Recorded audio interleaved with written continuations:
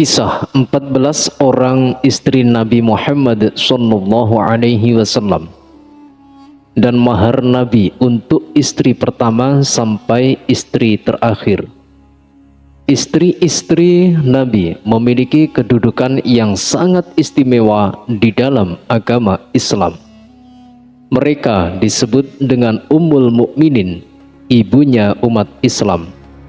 Hal ini berarti umat Islam wajib memuliakan mereka, wajib menghormati mereka, sebagaimana memuliakan dan menghormati ibu kandungnya sendiri. Setelah Nabi wafat, umat Islam diharamkan menikahi para janda bekas istri baginda Nabi. Semua istri Rasulullah dinikahi dalam keadaan menjanda, yang berarti mereka sudah pernah memiliki suami kecuali Aisyah. Ia dinikahi saat masih gadis. Tidak semua yang dinikahi oleh Nabi adalah wanita muda cantik jelita. Bahkan di antara mereka adalah wanita yang sudah uzur usianya, sudah tua usianya. Dengan menyimak kisah ini, kita akan paham bahwa pernikahan Nabi dengan 12 orang istrinya bukanlah untuk memenuhi nafsu syahwat, namun untuk memberikan perlindungan, memberikan penghormatan, dan menyelamatkan harga diri para istrinya, juga untuk kepentingan dakwah dan syiar agama Islam. Pada kesempatan ini kita akan mengenal lebih dekat satu persatu dari 12 orang istri baginda Nabi Muhammad SAW dan sekaligus belajar meneladani hidup mereka. Kita akan mempelajari kehidupan hebat para ummahatul muslimin, ibunya kaum muslimin, yang jiwa raganya diserahkan untuk melayani baginda Nabi dan memperjuangkan agama Islam. Kita juga akan belajar bagaimana cara Nabi Muhammad memuliakan istri-istrinya, dimulai dari memberikan mahar yang pantas untuk mereka semua. Mahar pernikahan yang diberikan Nabi Muhammad kepada istri-istrinya ternyata mencapai jumlah yang fantastis. Para ahli sejarah mencatat mahar Nabi untuk para istri mencapai nilai miliaran rupiah jika dikonversikan dengan mata uang hari ini. Mari simak video ini dari awal sampai akhir supaya tidak salah paham. Sebelum itu, bantu channel ini untuk terus berkembang dengan cara subscribe, like, dan share video ini ke semua media sosial Anda. Semoga yang Anda lakukan dinilai sebagai amal jariah karena telah membantu syiar agama Islam ke seluruh dunia. Amin ya rabbal alamin. Sahabat yang dirahmati Allah, istri Rasulullah yang pertama adalah Sayyidah Khadijah. Menurut riwayat yang masyhur, Siti Khadijah menikah dengan Rasulullah saat berusia 40 tahun, sedangkan Rasulullah kala itu berusia 25 tahun. Jadi usia keduanya terpaut 15 tahun. Siti Khadijah merupakan sosok istri yang penuh dengan kasih sayang dan cinta. Ia bahkan rela berkorban untuk membela agama Allah, sekaligus menjadi orang pertama yang percaya bahwa Muhammad adalah seorang nabi dan juga rasul. Ia juga beriman kepada apa yang diyakini oleh Nabi Muhammad. Ia adalah wanita Quraisy pertama yang masuk Islam. Khadijah binti Khuwailid, seorang istri yang memiliki gelar Ummul Mukminin pertama. Pengorbanan yang ia berikan kepada Islam tidak hanya harta, melainkan jiwa dan raganya. Selama pernikahan pertama ini, Rasulullah tidak pernah menikah dengan perempuan lain manapun. Baru setelah istri pertama beliau wafat, Rasulullah menikah dengan perempuan yang lain. Dikisahkan pula Siti Khadijah mempersembahkan seluruh kekayaannya demi agama Islam hingga tidak tersisa apapun, hingga membuatnya jatuh miskin sampai tidak memiliki sebuah tikar alas untuk duduk sekalipun di rumahnya. Dari situlah Allah memberikan tempat khusus bagi Siti Khadijah. Allah menganugerahinya sebuah istana tertinggi. Istana surga ini merupakan istana tertinggi jika dibandingkan dengan istana surga untuk hamba-hamba Allah yang soleh lainnya. Dalam sebuah riwayat Rasulullah bersabda, "Aku diperintahkan untuk memberi kabar gembira kepada Khadijah dengan rumah di surga yang terbuat dari mutiara yang tidak ada suara gaduh di dalamnya dan tidak ada rasa letih di dalamnya." Tidak hanya itu, Rasulullah juga memberikan kasih sayang istimewa kepada Siti Khadijah. Beliau mencintai Siti Khadijah dengan ikhlas. Cinta Rasulullah kepada Khadijah sering membuat Aisyah cemburu. Aisyah radhiyallahu anha berkata, "Setiap kali Rasulullah berada di rumahku, beliau tidak mungkin akan keluar rumah tanpa lebih dulu mengingat Khadijah dengan memuji dan menyanjungnya." Suatu hari ketika Rasulullah masuk ke rumah Aisyah, beliau kembali memuji Khadijah. Aisyah menjadi cemburu. Ia berkata dengan marah, "Ya Rasulullah, bukankah Khadijah tak lebih dari seorang perempuan tua, sedangkan Allah telah memberikan yang lebih baik kepadamu?" Mendengar itu Rasulullah menjadi sangat kecewa. Rasulullah kemudian berkata, "Demi Allah wahai Aisyah, Allah tidak pernah memberikan yang lebih baik dari Khadijah kepadaku. Dia beriman kepadaku di saat orang lain tak lagi menerimaku, mendukungku dengan seluruh hartanya ketika masyarakat mengesampingkan aku, dan Allah menganugerahkan keturunan kepadaku, sementara aku tidak memiliki dari istriku yang lainnya." Demikianlah rasa cinta dan hormat baginda Nabi kepada Khadijah. Amat sangat tinggi sekali. Beliau tidak rela siapapun meremehkan istri pertamanya yang sudah tiada. Sahabat yang beriman, lalu berapakah besar mahar pernikahan Rasulullah berikan kepada Khadijah? Ibnu Haisam dalam surahnya menyebutkan bahwa Rasulullah berikan mahar kepada Khadijah sebanyak 20 ekor unta muda. Sedangkan Husain An-Nuri dalam kitabnya, ia menceritakan bahwa Abu Thalib melamarkan Sayyidah Khadijah untuk Nabi Muhammad kepada Khuwailid, yaitu bapaknya Khadijah. Mereka menyerahkan mahar berdasarkan nilai yang dikehendaki oleh Sayyidah Khadijah. Kemudian Waraqah berdiri di samping saudaranya, yaitu Khuwailid. Ia berkata, "Mahar Khadijah yang disegerakan bukan ditunda adalah 4.000 dinar emas, 100 unta yang matanya hitam dan bulunya merah, 10 perhiasan, dan 28 orang budak, dan itu bukanlah nilai yang banyak bagi kalian." Abu Thalib menyepakati jumlah itu. Ia berkata kepada Waraqah, "Kami ridho dengan mahar itu." Khuwailid kemudian berkata, "Aku ridho dan aku menikahkan Khadijah dengan Muhammad." Dan Rasulullah menerima akad nikah tersebut. Sahabat yang dirahmati Allah, istri Rasulullah yang kedua adalah Sayyidah Saudah binti Zam'ah al-Amiriyah. Saudah dinikahi Nabi beberapa saat setelah istrinya yang pertama, yaitu Sayyidah Khadijah, meninggal dunia. Pada saat itu usia Sayyidah Saudah adalah 55 tahun, sedangkan usia Rasulullah 50 tahun. Sebetulnya rencana dan usulan perkawinan tidak datang dari Nabi Muhammad sendiri, melainkan dari Khawlah binti Hakim, yaitu sahabat dari Sayyidah Khadijah. Ketika itu Khawlah merasa prihatin dengan Nabi Muhammad yang hidup sendiri. Tidak ada yang menemani, tidak ada yang menemani sama sekali dalam kehidupan Rasulullah, dalam kehidupan rumah tangga Rasulullah setelah Sayyidah Khadijah wafat.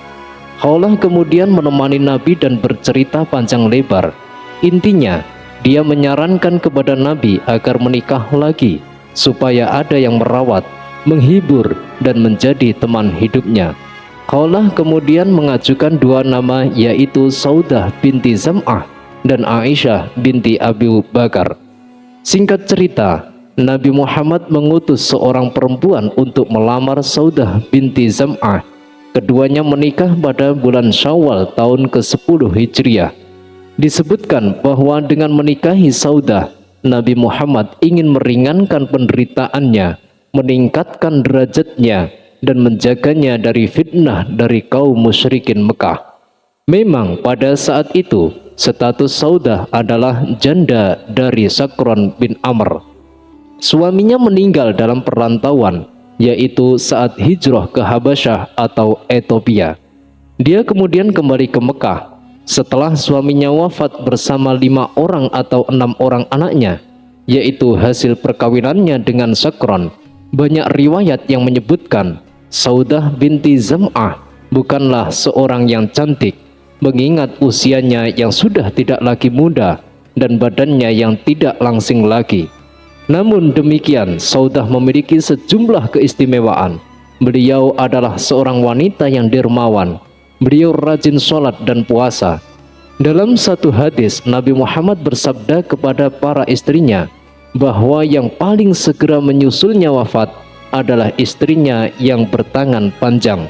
Dan ternyata benar, Saudah adalah istri Nabi yang paling awal wafatnya dibandingkan istrinya yang lainnya. Saudah wafat pada masa kekhalifahan Umar bin Khattab dan kemudian dimakamkan di pemakaman Baqi di Madinah.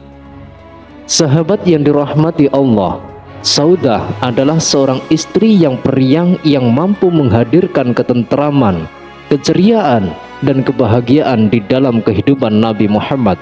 Maka tidaklah mengherankan jika Saudah menjadi istri tunggal Nabi dalam waktu yang cukup lama, yaitu sekitar 3 tahun. Di samping itu, Saudah juga seorang yang memiliki rasa humor yang tinggi. Kerap sekali candaan yang dilontarkan oleh Saudah membuat Nabi Muhammad tertawa. Menurut para ulama, pernikahan Rasulullah dengan Saudah dilaksanakan pada tahun ke-10 kenabian dan setelah kematian Sayyidah Khadijah. Pernikahan itu dilangsungkan di kota Mekah. Rasulullah kemudian mengajak Saudah untuk berhijrah ke Madinah bersama dengan istri ketiganya, yaitu Sayyidah Aisyah. Adapun mengenai mahar Rasulullah saat menikahi Saudah, menurut sebagian ulama adalah 500 dirham, sebagaimana mahar Rasulullah pada istri-istri beliau yang lainnya. Sahabat-sahabat yang dirahmati Allah, istri Rasulullah yang ketiga adalah Sayyidah Aisyah. Beliau adalah seorang putri dari sahabat Nabi yang sangat mulia, yaitu Abu Bakar As-Siddiq. Rasulullah menikahi Siti Aisyah 3 tahun setelah kewafatan Siti Khadijah, yakni istri pertamanya. Akad pernikahan dilakukan di kota Mekah. Saat itu usia Aisyah adalah 6 tahun. Akan tetapi Nabi baru menggaulinya ketika Aisyah berusia 9 tahun. Dari semua istri Rasulullah, hanya Aisyahlah yang dinikahi pada saat usia masih gadis, pada saat masih perawan. Istri-istri yang lainnya adalah janda. Yang menjadi wali ketika pernikahan Rasulullah dengan Aisyah adalah Abu Bakar As-Siddiq, yaitu bapaknya sendiri. Pernikahan Rasulullah dengan Siti Aisyah berdasarkan petunjuk langsung dari Allah. Sebelum menikahi Aisyah, Rasulullah mendapatkan isyarat untuk menikahinya melalui mimpi yang dialaminya sampai 3 kali. Sebagaimana diketahui, mimpi seorang nabi adalah wahyu yang harus dilakukan. Dari Aisyah, ia berkata bahwa Rasulullah SAW bersabda, "Aku bermimpi tentangmu selama 3 malam. Malaikat membawamu dalam sebuah tempat yang terbuat dari sutra. Malaikat itu kemudian berkata, 'Ini adalah istrimu.' Aku kemudian membuka wajahmu, ternyata engkau di dalamnya." Mendengar perkataan dari Rasulullah, Aisyah kemudian berkata, "Jika ini datangnya dari Allah, maka akan berlanjut ya Rasulullah." Hadis riwayat Muslim. Nabi Muhammad menikahi Siti Aisyah bukan karena nafsu jasmani layaknya manusia pada umumnya. Ini menjadi catatan penting dan sangat perlu disampaikan agar tidak disalahpahami. Nabi menikahinya berdasarkan wahyu dari Allah melalui mimpi yang dialaminya. Berulang kali Allah menyuruh Nabi untuk menikahinya karena sebuah kemaslahatan. Dengan menjadi istri Nabi sejak usia dini, dengan kecerdasannya yang dimiliki Aisyah, banyak merekam jejak kehidupan Nabi yang tidak bisa dijangkau oleh para sahabatnya.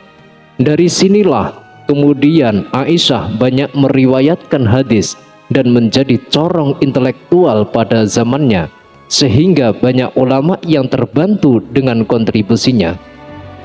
Sahabat yang dirahmati Allah, Aisyah memiliki reputasi intelektual yang cukup mapan karena merupakan seorang istri Nabi yang paling cerdas.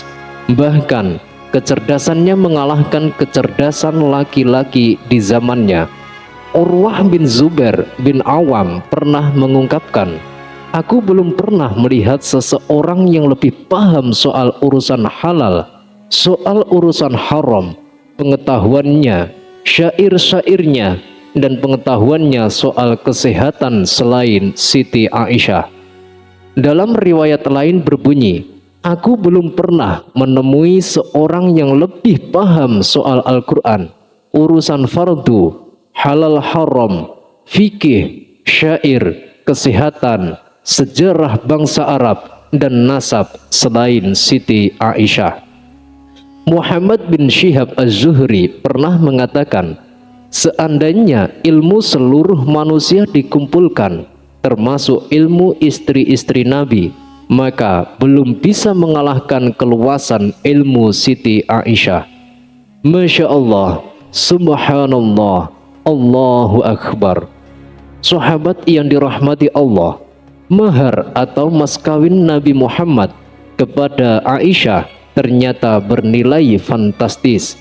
Ketika dikonversikan dengan emas, nilainya adalah 200 gram emas terbaik atau sebanyak sekitar 500 dirham. Jika merujuk pada hasil konversi dalam nilai emas yang terbaik, maka mahar Rasulullah SAW untuk Aisyah adalah senilai 1,3 miliar. Harga emas 24 karat per gram setara dengan 6,5 juta rupiah. Sahabat yang dirahmati Allah, musuh-musuh Islam selalu memanfaatkan usia Sayyidah Aisyah untuk menyerang Islam dan Nabi, serta menimbulkan keraguan di hati sebagian umat Islam. Taktiknya adalah hanya fokus pada usia Aisyah saat menikah dengan Nabi SAW. Akan tetapi, jika kita menelusuri kehidupan istri-istri Nabi yang lainnya, yang semuanya kecuali Aisyah telah menikah sebelumnya, sebelum menikah dengan Nabi, kita akan mengetahui bahwa sebagian besar istri Nabi yang lainnya telah menikah pada usia yang sama atau dekat dengan usia tersebut, di mana Rasulullah menikah dengan Aisyah radhiyallahu anha. Menariknya, semua pernikahan istri-istri Nabi kecuali pernikahan Zaid ibnu Harisah dengan Zainab binti Jahsy, semuanya terjadi sebelum mereka memeluk Islam. Artinya, bahkan setelah masuknya Islam, orang-orang kafir alias non-muslim telah mengawinkan anak perempuannya ketika mereka berusia di bawah 10 tahun. Artinya, hal itu merupakan norma sosial yang berlaku pada saat itu. Gadis berusia 9 tahun pada saat zaman itu bisa jadi lebih dewasa dibandingkan dengan seorang gadis berusia 20 tahun pada zaman sekarang. Wallahu a'lam. Sahabat yang dirahmati Allah, istri Rasulullah yang keempat adalah Hafsah binti Umar ibnu Khattab. Yang menikahkan atau menjadi wali dalam pernikahan itu adalah Umar bin Khattab, bapaknya sendiri. Nabi Muhammad menikahi Sayyidah Hafsah binti Umar pada bulan Sya'ban tahun ketiga Hijriah. Ketika itu Sayyidah Hafsah berusia sekitar 21 tahun. Ia berstatus sebagai janda dari Khunais bin Hudzafah As-Sahmi. Khunais adalah seorang yang termasuk memeluk Islam pada masa-masa awal. Dia pernah 2 kali mengikuti hijrah, yaitu ke Habasyah dan ke Madinah.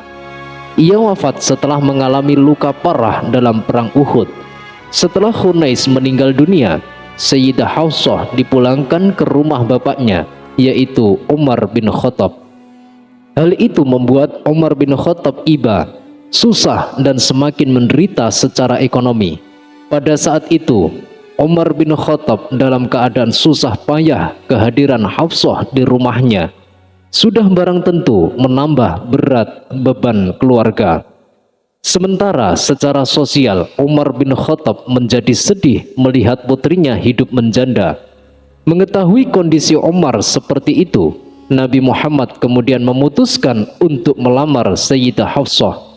Alasan Nabi Muhammad menikahi Sayyidah Hafsah adalah untuk memperhatikan keluarga sahabatnya, yaitu Umar bin Khattab dan juga Khunais bin Hudzafah yang telah gugur di medan perang. Nabi Muhammad sadar bahwa Umar bin Khattab berperan besar dalam menegakkan panji Islam pada masa-masa awal. Bagaimana Umar bin Khattab membela Islam, mempertaruhkan jiwa dan raganya demi tegaknya agama Islam. Rasulullah SAW juga sadar bahwa Islam menjadi terhormat dan bermartabat semenjak Umar bin Khattab menyatakan diri menjadi pengikutnya. Meski demikian, Nabi Muhammad tidak langsung memberitahukan keinginannya itu kepada orang lain, termasuk Umar bin Khattab, kecuali Abu Bakar As-Siddiq. Beliau simpan keinginannya untuk mempersunting Hafsah. Untuk beberapa saat Rasulullah menunggu waktu yang tepat untuk mengumumkan niatnya itu. Umar bin Khattab yang kondisinya semakin terjepit kemudian mendatangi Abu Bakar. Umar berharap sahabatnya itu bersedia menikahi anaknya, yaitu Sayyidah Hafsah. Abu Bakar hanya diam saja, pertanda ia menolak dengan halus lamaran itu. Umar kemudian menemui sahabatnya yang lain, yaitu Utsman bin Affan. Utsman meminta waktu beberapa hari untuk menjawab permintaan Umar itu. Setelah beberapa hari, Umar kembali mendatangi Utsman. Kata Utsman, dirinya sedang tidak ingin menikah. Saat itu, Umar bin Khattab kemudian mendatangi Nabi Muhammad SAW. Ia menceritakan kondisinya yang tidak baik karena Abu Bakar dan Utsman menolak tawarannya untuk menikahi Hafsah. Nabi merasakan penderitaan Umar sambil tersenyum. Nabi Muhammad berkata kepada Umar, Hafsah akan dinikahi orang yang lebih baik dari Utsman, dan Utsman akan menikahi dengan orang yang lebih baik dari Hafsah. Umar bin Khattab menjadi lega setelah mendengar jawaban dari Nabi itu. Meskipun tidak dijelaskan secara detail, namun Umar bin Khattab tahu apa yang dimaksud oleh Nabi Muhammad. Ia kemudian pulang ke rumah untuk memberitahukan kabar gembira kepada istri dan anaknya. Kabar bahwa Nabi Muhammad bersedia menikahi Sayyidah Hafsah. Sayyidah Hafsah dikenal sebagai seorang yang pandai membaca dan menulis, suatu keahlian yang masih jarang dimiliki seorang pada saat itu, bahkan oleh laki-laki sekalipun. Oleh karena itu, ia ditetapkan Allah sebagai penulis pertama dan satu-satunya naskah Al-Quran di bawah pengawasan langsung Nabi Muhammad. Atas dasar itulah Sayyidah Hafsah kemudian digelari penjaga Al-Quran. Beliau menuliskan naskah Al-Quran pada jumlah media, diantaranya batu, tulang, kulit, papan, pelepah kurma dan lainnya. Naskah dari Hafsah ini tersimpan dengan baik dan rapi. Dalam pernikahannya dengan Sayyidah Hafsah, Rasulullah memberikan kepadanya mahar senilai 400 dirham. Sahabat yang dirahmati Allah, istri Rasulullah yang kelima adalah Zainab binti Khuzaimah. Beliau mempunyai julukan Ummul Masakin. Biasanya Rasulullah mengingkari gelar yang didapatkan seseorang pada masa jahiliyah, tetapi tidak dengan gelar yang didapatkan Zainab sebagai Ummul Masakin. Gelar itu didapatkannya karena kasih sayangnya yang sangat besar kepada orang-orang miskin, dan karena kelembutannya kepada orang-orang miskin. Zainab juga dikenal selalu meringankan beban saudaranya, seperti perlakuan dia terhadap para budaknya. Zainab memiliki beberapa orang budak dari Habasyah. Seluruh budak yang dimilikinya tidak pernah diperlakukan layaknya budak. Perlakuannya kepada para budak diberlakukan seperti kerabat dekatnya sendiri. Zainab lahir pada tahun ke-13 sebelum kenabian Rasulullah. Wanita dermawan itu berasal dari keluarga yang dihormati dan disegani. Kedermawanannya telah dikenal bahkan sebelum beliau memeluk Islam. Sebelum menikah dengan Rasulullah, Zainab sudah diberi gelar Ummul Masakin. Zainab selalu mengutamakan kedermawanannya kepada orang-orang miskin daripada memanjakan dirinya sendiri dengan harta benda yang dimilikinya. Sifat penyantun yang dimilikinya pun sudah ada sebelum dia mengetahui bahwa dengan sifat itu akan mendatangkan pahala dari sisi Allah Subhanahu wa Ta'ala. Dalam kehidupan beragamanya, Zainab termasuk kelompok wanita pertama yang memeluk agama Islam. Sejak memeluk agama Islam, ia menolak syirik dan menyembah berhala. Ia selalu menjauhkan diri dari perbuatan jahiliyah sebelum menikah dengan Rasulullah. Ketika pada masa jahiliyah, dia menikah dengan Tufail bin Haris. Namun Tufail menceraikan Zainab karena tak kunjung memiliki anak, yaitu pada pelaksanaan hijrah ke Madinah. Kemudian untuk memuliakannya, saudara laki-laki Tufail yang bernama Ubaidah bin Haris menikahinya. Ubaidah dikenal sebagai seorang prajurit penunggang kuda yang paling perkasa setelah Hamzah bin Abdul Muthalib dan Ali bin Abi Thalib. Keperkasaannya dibuktikan hingga ia gugur syahid dalam perang Badar. Zainab pun kembali menjadi janda. Untuk melindungi dan meringankan beban kehidupan Zainab, Rasulullah kemudian menikahinya.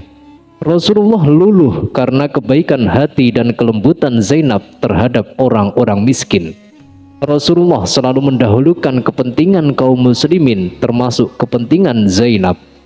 Wajah Zainab memang tidak terlalu cantik, tapi kecantikan hatinya membuat ia dinikahi oleh Rasulullah. Beberapa sahabat enggan menikahinya setelah ia kehilangan Ubaidah sebagai pahlawan Badar. Sahabat yang dirahmati Allah, Rasulullah menikahi Zainab setelah beliau menikah dengan Hafsah binti Umar. Tetapi pernikahannya dengan Zainab hanya berlangsung selama 3 bulan saja, karena setelah itu Zainab meninggal dunia. Zainab wafat di usianya yang cukup muda, yaitu 30 tahun. Rasulullah SAW memberikan mahar sebesar 400 dirham saat menikahi Zainab dan merayakan walimah dengan berbagai macam hidangan. Undangan pun tak hanya diberikan kepada kaum yang berada, kaum du'afa dan orang-orang miskin diundang. Mereka duduk bersama menikmati hidangan yang telah disediakan. Sahabat yang dirahmati Allah, istri Rasulullah yang keenam adalah Hindun binti Abi Umayyah ibnu Al-Zumiyah. Beliau dijuluki dan dipanggil dengan nama Ummu Salamah. Ummu Salamah dinikahin Nabi saat ia berusia sekitar 62 tahun. Sementara usia Rasulullah sendiri sekitar 56 tahun. Ummu Salamah diperistri oleh Rasulullah setelah suaminya tercinta yaitu Abu Salamah meninggal dunia dalam perang Badar. Ummu Salamah dan suaminya yaitu Abu Salamah merupakan sepasang muslim yang sangat taat. Mereka memiliki kontribusi dalam memperjuangkan dakwah Rasulullah di masa awal. Ummu Salamah merupakan seorang istri yang sangat patuh dan mencintai suaminya. Dikisahkan sekali waktu ia berkata kepada suaminya, Aku pernah mendengar seorang istri yang ditinggal mati suaminya akan mendapatkan balasan surga, dan jika ia tidak menikah lagi, maka Allah akan mengumpulkan keduanya di surga kelak. Oleh karena itu, aku berjanji tidak akan menikah lagi setelah engkau tiada. Mendengar ucapan istrinya itu, Abu Salamah berkata dengan nada tidak setuju, "Apakah kau mau mematuhiku?" Ummu Salamah kemudian menjawab, "Tentu saja wahai suamiku." Kemudian Abu Salamah memintanya, "Jika aku sudah meninggal, menikahlah lagi." Abu Salamah pun berdoa untuk istrinya, "Ya Allah, berilah Ummu Salamah sepeninggalanku nanti sosok suami yang lebih baik dari diriku, yang tidak membuatnya sedih dan tidak menyakitinya." Setelah suaminya meninggal, Ummu Salamah kemudian berkata, "Siapa laki-laki yang lebih baik dari Abu Salamah?" Ternyata tidak lama kemudian, Rasulullah sambil berdiri di depan pintu, beliau menyatakan pinangannya kepada keponakannya. Ummu Salamah menanggapi hal itu. Ummu Salamah berkata, "Aku akan mendatangi Rasulullah sendiri atau bersama keluargaku." Keesokan harinya Rasulullah melamarnya. Dalam satu riwayat dijelaskan bahwa setelah suaminya meninggal, Ummu Salamah sowan ke Rasulullah. Ummu Salamah kemudian diperintahkan untuk berdoa yang baik-baik untuk suaminya, sebab ucapannya akan diaminkan oleh para malaikat. Ummu Salamah kemudian berdoa sesuai yang diajarkan oleh Rasulullah. "Ya Allah, ampunilah aku dan dia, dan berilah aku atas kematiannya itu dengan ganti yang lebih baik." Doanya kemudian dikabulkan oleh Allah. Ia memperoleh pengganti yang lebih baik dari suaminya, yaitu Rasulullah Shallallahu Alaihi Wasallam. Yang menjadi wali nikah dalam pernikahan Ummu Salamah dengan Rasulullah adalah Salamah ibnu Abi Salamah, yaitu putra dari Ummu Salamah. Mahar pernikahan yang diberikan oleh Rasulullah kepada Ummu Salamah adalah kasur yang berisi sabut atau spon, gelas, piring, dan penggilingan makanan. Sahabat yang dirahmati Allah Subhanahu wa Ta'ala, istri Rasulullah yang ketujuh adalah Zainab binti Jahsy. Ia menikah dengan Nabi Muhammad ketika berusia sekitar 45 tahun. Zainab binti Jahsy adalah seorang perempuan mulia. Ia berasal dari golongan bangsawan. Nasabnya adalah nasab yang dipenuhi orang-orang mulia di zamannya. Zainab merupakan sepupu Rasulullah yang kemudian terpilih menjadi salah satu belahan jiwa beliau. Namun siapa sangka, di balik pernikahan Rasulullah dengan Zainab dipenuhi dengan proses yang sangat dramatis.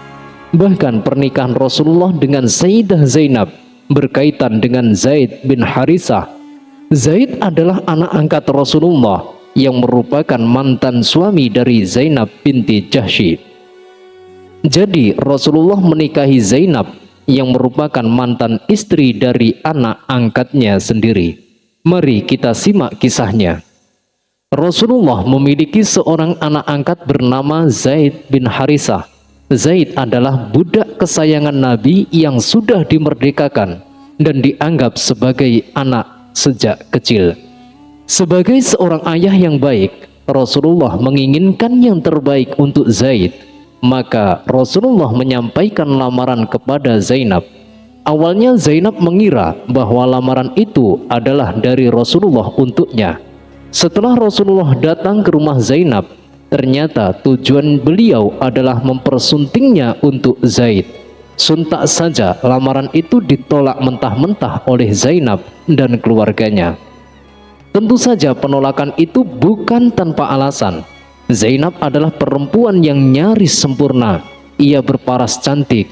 Ia berasal dari marga Quraisy, suku yang amat terhormat di kalangan Arab. Yang itu berarti Zainab juga satu marga dengan baginda dan Nabi. Keluarga Zainab adalah keluarga yang kaya raya dan taat beribadah. Orang yang akan dicalonkan jadi suaminya tidak lebih dari seorang mantan budak yang kemudian diangkat anak oleh Nabi Muhammad. Secara manusiawi sah-sah saja Zainab enggan menikah dengan Zaid. Lalu ternyata Allah menegur peristiwa itu dengan menurunkan Quran surah Al-Ahzab ayat 36. Dan tidaklah patut bagi laki-laki yang mukmin dan tidak pula bagi perempuan yang mukmin apabila Allah dan Rasul-Nya telah menetapkan sesuatu ketetapan, akan ada bagi mereka pilihan lain tentang urusan mereka.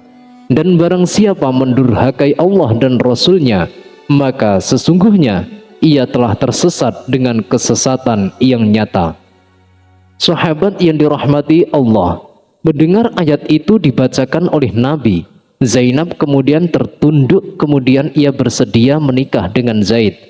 Dari sini kita bisa melihat bagaimana besar kualitas keimanan dan ketaatan Ummul Mukminin Zainab binti Jahsy kepada perintah Allah dan Rasulullah. Zainab patuh terhadap perintah dari Allah dan akhirnya ia bersedia untuk menerima Zaid sebagai calon suaminya. Meskipun sebenarnya hati sanubarinya menolak pernikahan itu. Agaknya kisah cinta ini cukup memilukan, karena pada saat mereka sudah menikah, rumah tangga yang mereka bina ternyata tidak menemukan titik keharmonisan. Pernikahan itu sudah terlanjur terjadi, tetapi hati Zainab belum bisa menerima kenyataan itu, sehingga antara Zaid dan Zainab, keduanya sama-sama tidak merasakan kebahagiaan selama pernikahan. Lebih-lebih lagi, sikap Zaid terhadap Zainab lebih mencerminkan sikap seorang budak kepada tuannya daripada sikap suami kepada istrinya. Zaid merasa dirinya rendah dan merasa tidak pantas bersanding dengan wanita mulia yang nasabnya agung seperti Zainab binti Jahsy. Hal ini menunjukkan bahwa keduanya memanglah tidak sekufu. Lantaran tidak kuasa menjalin hubungan ini, Zaid berkeluh kesah kepada Nabi dan menyatakan akan menceraikan talak istrinya. Akan tetapi Nabi memberinya saran, amsik zaujatik, pertahankanlah istrimu. Rasulullah memberikan motivasi untuk mempertahankan istrinya, serta agar senantiasa bertakwa kepada Allah Subhanahu wa Ta'ala. Sahabat yang dirahmati Allah, sejatinya Rasulullah SAW sudah mengetahui bahwa dalam waktu dekat Zainab akan menjadi istrinya, tetapi beliau enggan menyuruh Zaid untuk menceraikannya. Alasannya karena beliau khawatir menjadi buah bibir masyarakat. Waktu itu kedudukan anak angkat dinilai sama dengan anak kandung, sehingga haram hukumnya menikahi anak bekas istri anak angkatnya. Al-Quran dalam surah Al-Ahzab ayat 37 menyatakan, dan ingatlah ketika engkau wahai Muhammad berkata kepada orang yang telah diberi nikmat oleh Allah dan engkau juga telah memberi nikmat kepadanya, pertahankanlah terus istrimu dan bertakwalah kepada Allah, sedangkan engkau menyembunyikan di dalam hatimu apa yang akan dinyatakan oleh Allah, dan engkau takut kepada manusia, padahal Allah lebih berhak engkau takuti.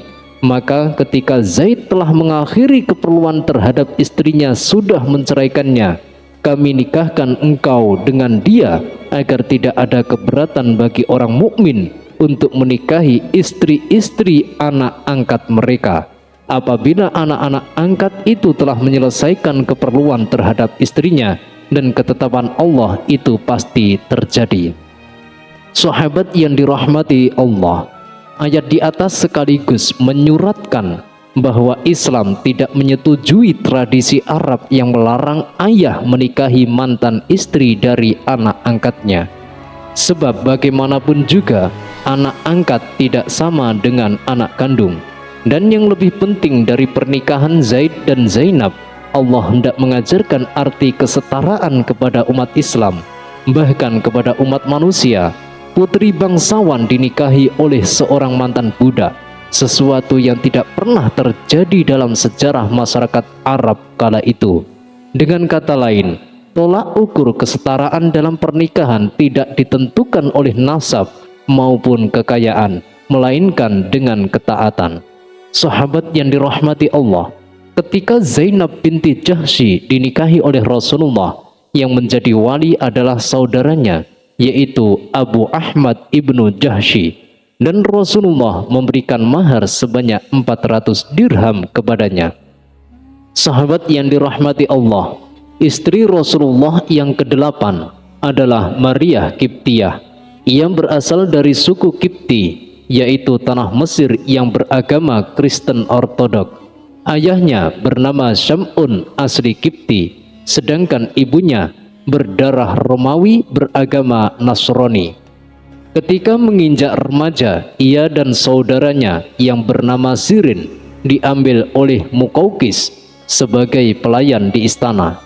Pada saat itu di kalangan rakyat Mesir sudah tersebar berita tentang adanya seorang nabi di Jazirah Arab. Berita itu kemudian diperkuat oleh kedatangan utusan Rasulullah.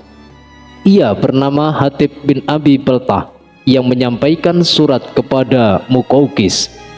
Isi suratnya adalah ajakan masuk Islam kepada Muqawqis. Akan tetapi Muqawqis tidak dapat memenuhi ajakan Rasulullah untuk memeluk agama Islam, karena rakyat Kipti sangat kuat berpegang kepada agama leluhur. Kemudian Muqawqis memberi 2 orang wanita sebagai hadiah dan juga sejumlah pakaian kepada Hatib untuk Rasulullah. Maka pulanglah Hatib ke Madinah bersama Maria dan Sirin beserta pembantunya. Singkat cerita, Rasulullah menikahi Mariatul Kiptiyah, sedangkan Sirin dinikahkan dengan Hasan bin Sabit. Sahabat yang dirahmati Allah, Maria sangat cantik, kepribadiannya sangat santun dan lembut. Istri-istri Nabi yang lain sangat cemburu atas kehadiran orang Mesir yang cantik itu, sehingga Rasulullah menitipkannya untuk sementara waktu kepada Ummu Sulaim. Banyak sekali sumber yang mengatakan bahwa Nabi Muhammad kemudian memerdekakan dan menikahi Maria. Maria mewarisi kecantikan ibunya yang berdarah Romawi. Ia memiliki kulit yang putih, berparas cantik, berpengetahuan luas, dan berambut ikal. Maria mengandung setelah setahun tiba di Madinah. Kehamilannya membuat istri Rasul lain cemburu, karena telah beberapa tahun mereka menikah, namun tidak kunjung dikaruniai seorang anak pun. Rasulullah menjaga kandungan istrinya dengan sangat hati-hati. Pada bulan Zulhijjah tahun ke-8 Hijriah, Maria melahirkan bayinya, yang kemudian Rasulullah memberi nama Ibrahim demi mengharap berkah dari bapak-bapaknya para nabi, yaitu Nabi Ibrahim alaihissalam. Lalu Rasulullah memerdekakan Maria sepenuhnya. Kaum muslimin menyambut kelahiran putra Rasulullah dengan sangat gembira. Rasulullah mengakikahkan Ibrahim dengan menyembelih 2 ekor domba yang sangat besar. Beliau mencukur rambut bayi dan bersedekah kepada fakir miskin dengan harta senilai perak yang seukuran dengan timbang rambut Ibrahim yang telah dicukur. Ibrahim kemudian disusukan kepada istri seorang tukang pandai besi yang bernama Abu Saif yang tinggal di perbukitan Madinah. Bersamaan dengan itu, perasaan di kalangan istri Rasulullah telah dilanda api cemburu yang telah membakar mereka. Suatu perasaan yang Allah ciptakan dominan kepada kaum wanita. Rasa cemburu semakin tampak. Bersamaan dengan terbongkarnya rahasia pertemuan Rasulullah dengan Maria, pertemuannya dilakukan di rumah Hafsah, sedangkan Hafsah tidak berada di rumahnya. Hal ini menyebabkan Hafsah sangat marah. Atas kemarahan Hafsah itu Rasulullah kemudian mengharamkan Maria atas diri beliau. Kaitannya dengan hal itu, Allah menegur lewat firman-Nya, "Hai Muhammad, mengapa kamu mengharamkan apa yang Allah menghalalkannya bagimu? Kamu mencari kesenangan dari hati istri-istrimu, dan Allah Maha Pengampun lagi Maha Penyayang." Quran Surah At-Tahrim ayat 1. Sahabat yang dirahmati Allah, Siti Aisyah mengungkapkan rasa cemburunya kepada Maria. "Aku tidak pernah cemburu kepada wanita kecuali kepada Maria, karena ia berparas cantik dan Rasulullah sangat tertarik kepadanya. Ketika pertama kali datang, Rasulullah menitipkannya di rumah Harisah bin Nu'man al-Ansari.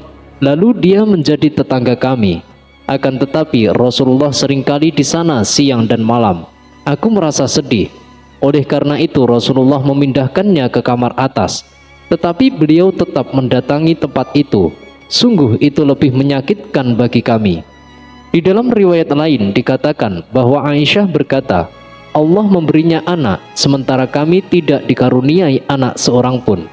Sahabat yang dirahmati Allah, diriwayatkan bahwa Mariyatul Qibtiyah merupakan wanita yang memiliki pengetahuan sangat luas. Dia bukanlah seorang wanita hamba sahaya biasa. Dia adalah wanita hamba sahaya terpilih yang dihadapkan oleh Raja Muqawqis kepada Rasulullah. Setelah Rasulullah wafat, Maria hidup menyendiri. Ia menunjukkan hidupnya hanya untuk beribadah kepada Allah. Mariyatul Qibtiyah wafat 5 tahun setelah wafatnya Rasulullah, yaitu pada tahun ke-46 Hijriah, pada masa pemerintahan Khalifah Umar bin Khattab.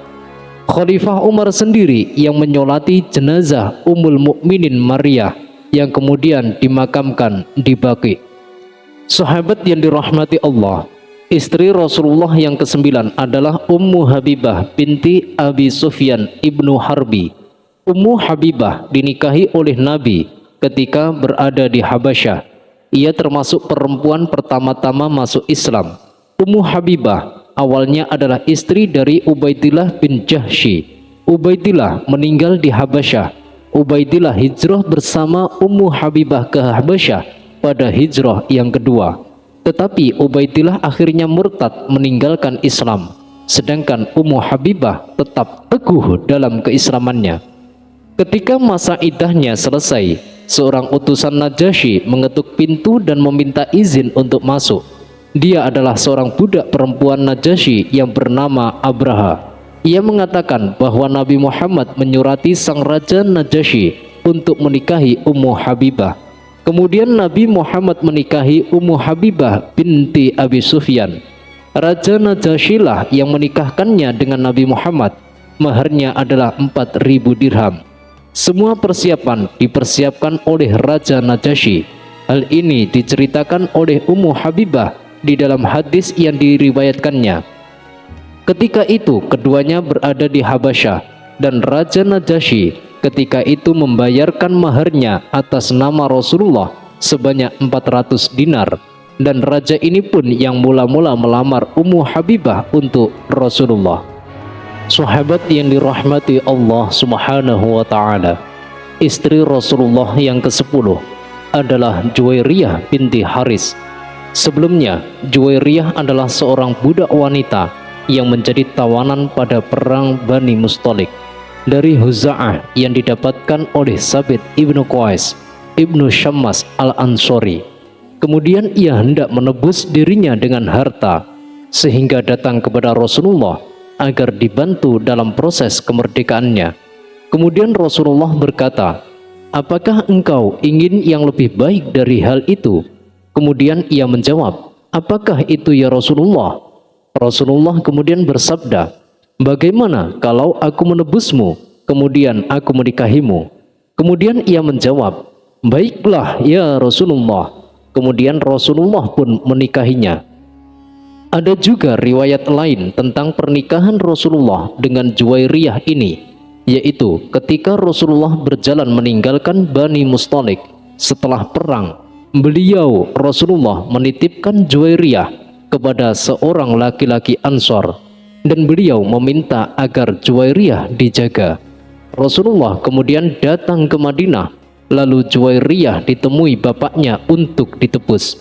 Sampai di Baqi, ia melihat unta-unta yang menebus Juwairiyah. Ketika ia melihat untanya, ia menyembunyikan 2 unta karena menyukai kedua mata unta tersebut, dan disembunyikan di lembah Baqi. Lalu ia mendatangi Nabi Muhammad SAW. Haris kemudian berkata, "Wahai Muhammad, sesungguhnya engkau telah menangkap putriku, dan ini unta-unta sebagai tebusannya." Kemudian Rasulullah melihat unta itu. Rasulullah kemudian menjawab, "Mana 2 unta yang lain yang engkau sembunyikan di Baqi?" Lantas Al-Haris pun syahadat, karena ia mengerti bahwa tidak ada yang mengetahui apa yang diperbuatnya kecuali Allah, dan menginformasikannya kepada nabinya. Al-Haris pun masuk Islam dan masuk Islam pula kedua putranya, dan banyak dari kaumnya ikut masuk dalam agama Islam. Kemudian setelah itu Al-Haris mengutus beberapa orang untuk membawa dua untanya yang lain. Lalu unta itu diberikan kepada Nabi Muhammad SAW. Karena tebusan telah diberikan, kemudian Nabi menyerahkan Juwairiyah kepada ayahnya. Lalu Juwairiyah pun masuk Islam dan sangat bagus keislamannya. Kemudian Rasulullah mengkhitbahnya dan dinikahkan oleh bapaknya. Pada saat itu menikahi Juwairiyah, Rasulullah memberikan mahar kepadanya sebanyak 400 dirham. Sahabat yang dirahmati Allah, istri Rasulullah SAW yang ke-11 adalah Sofiyah binti Huyai ibnu Akhtab. Sayyidatuna Sofiyah lahir 9 tahun sebelum Hijriah. Nabi menikahinya pada tahun ke-7 setelah Hijriah, ketika ia berusia 16 tahun. Ia berasal dari keluarga Yahudi. Ia dan keluarganya ditangkap selama pertempuran Khaybar. Sofiyah dan keluarganya menjadi tawanan perang. Sebelum menikah dengan Nabi di usia 16 tahun, Sofiyah telah menikah sebanyak 2 kali, yaitu dengan Salamah ibnu Mashkam dan dengan Kinanah ibnu Abi Al-Haqiq.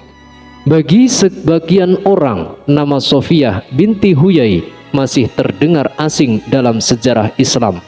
Akan tetapi, tahukah Anda bahwa Sofiyah binti Huyai adalah salah satu ummul mukminin, istri Rasulullah yang berasal dari keturunan pemuka Yahudi. Ibunya bernama Barrah binti Samwal dari Bani Quraidah, sedangkan ayahnya Huyai bin Akhtab, seorang pemimpin Yahudi terpandang dari kalangan Bani Nadir. Sejak masih muda, Sofiyah sudah gemar akan ilmu pengetahuan. Ia banyak mempelajari tentang sejarah Yahudi, hingga ia menemukan fakta dalam kitab Taurat bahwa kelak akan datang seorang nabi penyempurna agama. Ia akan datang dari Jazirah Arab. Meskipun mengetahui bahwa Muhammad adalah seorang yang dimaksud dalam kitab Taurat itu, Huyai bin Akhtab beserta kaumnya masih ingkar.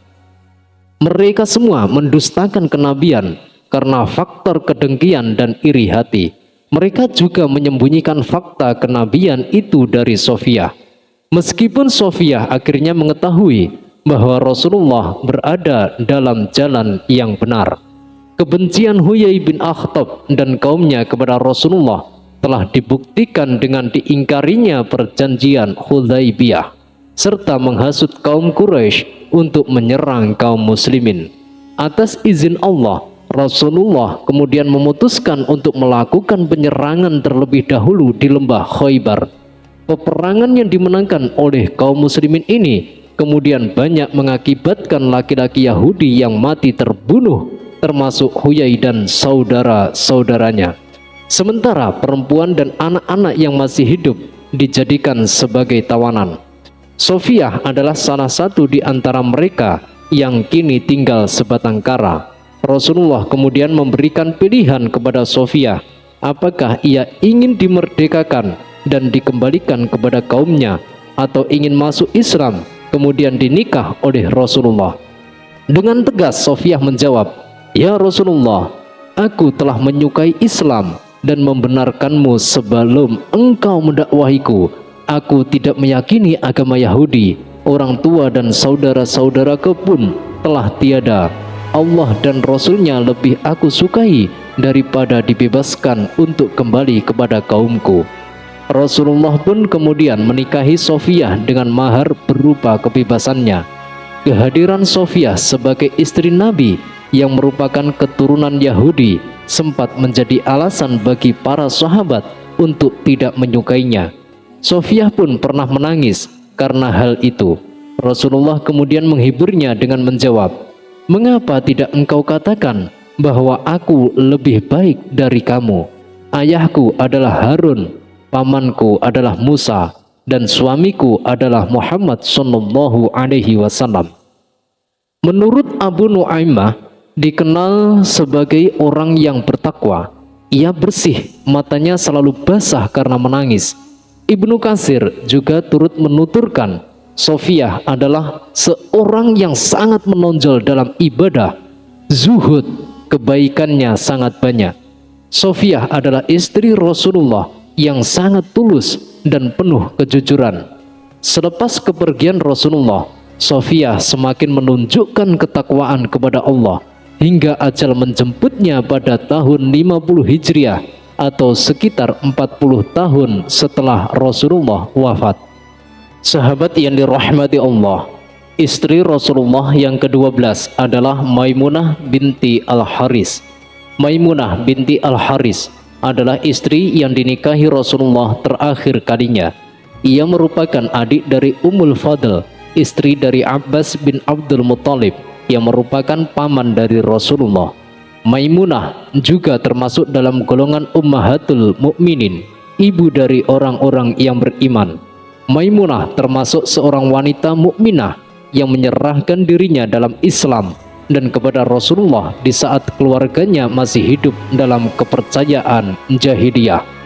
Sebelum menikah dengan Rasulullah SAW, Maimunah pernah memiliki suami yang bernama Abu Roham ibnu Abul Uzza yang meninggal saat Maimunah berusia 36 tahun. Ia meninggal dalam keadaan kafir. Dikisahkan saat Rasulullah diperbolehkan masuk ke kota Mekah dan kemudian tinggal selama 3 hari untuk beribadah haji, orang-orang musyrik segera menuju bukit dan gunung-gunung. Mereka tidak kuasa melihat kedatangan Rasulullah. Penduduk Mekah yang tersisa hanyalah para laki-laki dan perempuan yang menyembunyikan keimanan mereka. Salah satunya adalah Maimunah binti Al-Haris. Sebenarnya Maimunah tidak ingin menyembunyikan keimanannya dan ingin agar dapat masuk Islam dengan sempurna.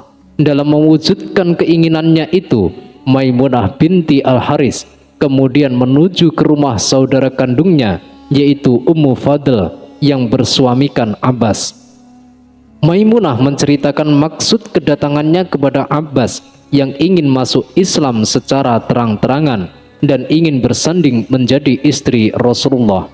Mengetahui keinginan saudara iparnya, Abbas tidak sedikit pun ragu untuk segera menemui Rasulullah dan menyampaikan maksud dan keinginan dari Maimunah binti Al-Haris. Setelah Rasulullah SAW mengetahui keinginan Maimunah yang ingin menjadi istri beliau, Rasulullah akhirnya menerimanya dan memberinya mahar sebanyak 400 dirham. Rasulullah tidak mengadakan pesta pernikahan dengan Maimunah sebab kaum musyrikin telah memberinya penolakan. Beliau kemudian mengizinkan kaum muslimin berjalan menuju Madinah. Ketika sampai di sebuah tempat yang disebut dengan Sarfan yang terletak sekitar 10 mil dari Mekah, Rasulullah memulai malam pertamanya bersama Maimunah. Hari itu terjadi pada bulan Syawal tahun ke-7 Hijriah. Setelah sampai di Madinah, Maimunah menetap di rumah Rasulullah. Di sanalah Maimunah menjadi Ummul Mukminin yang menunaikan kewajibannya sebagai seorang istri Nabi. Istri dengan sebaik-baiknya, ikhlas, taat dan setia terhadap suaminya. Setelah Rasulullah wafat, Maimunah bin Al-Haris masih menjalani hidupnya sekitar 50 tahun. Maimunah wafat di usia 80 tahun, yaitu di tahun ke-61 Hijriah pada masa Khalifah Muawiyah bin Abu Sufyan. Sebelum wafat, Maimunah sempat berpesan agar dimakamkan di tempat dirinya melaksanakan walimatul urush atau pernikahan dengan Rasulullah SAW. Sahabat yang dirahmati Allah, itulah tadi kisah dari 12 istri Rasulullah SAW. Semuanya sudah serumah dengan istri Rasulullah. Sesungguhnya sebaik-baik perhiasan adalah wanita solehah, sebaik-baik perhiasan adalah istri solehah, dan sebaik-baik istri solehah adalah istri Rasulullah SAW. Ketika Rasulullah wafat, beliau meninggalkan 11 orang istri karena 2 orang istri lainnya telah wafat terlebih dahulu, yaitu Khadijah binti Khuwailid dan Zainab binti Khuzaimah. Ada dua istri yang lain, akan tetapi belum sempat bercampur dengan Rasulullah SAW. Mereka adalah Asma dan Amrah binti Al-Yazid Al-Kalabiyah. Asma dikembalikan oleh Rasulullah setelah diberi mut'ah atau hadiah perceraian, karena Rasulullah mendapatinya penyakit putih di kulitnya. Dan yang kedua, Amrah dikembalikan juga oleh beliau dikarenakan Amrah telah meminta perlindungan kepada Allah dari Rasulnya. Ucapan ini karena ia baru masuk Islam, akan tetapi tetap Rasulullah mengembalikan dia kepada keluarganya. Demikianlah tadi kisah dari istri-istri Nabi. Semoga kita semua bisa meneladani jalan hidup mereka. Semoga kita semua bisa membuat keluarga kita menjadi keluarga yang sakinah, mawadah, warahmah, keluarga yang cinta Allah dan cinta Rasulnya, keluarga yang selamat di dunia dan akhirat, dan nantinya berkumpul bersama-sama dengan Rasulullah SAW. Wallahu a'lam bishawab.